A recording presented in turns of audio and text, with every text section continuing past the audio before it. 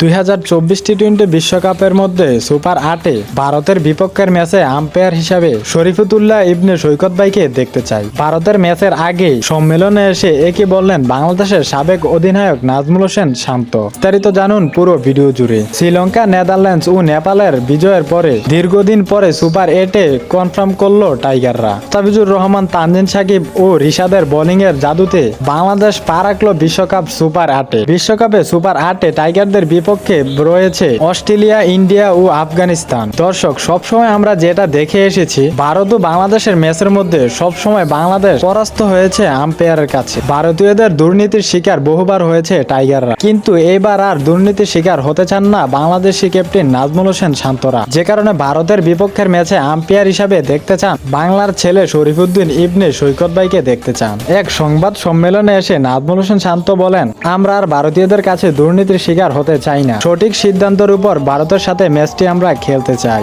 এবং কি আম্পায়ার হিসাবে দেখতে চাই সৈকত ভাইকে। আমি এই অনুরোধটুকু আইসিসির কাছে রেখে গেলাম। আশা করি আইসিসি আমার এই অনুরোধগুলো গ্রহণ করে নিবে। তো দর্শক, ভারতের বিপক্ষে বাংলাদেশের ম্যাচে সৈকত যদি আম্পায়ার হিসাবে থাকে তাহলে কেমন হবে তা অবশ্যই আপনারা আমাদের এই ভিডিওর কমেন্ট বক্সে অবশ্যই আপনাদের মতামত জানিয়ে দিবেন।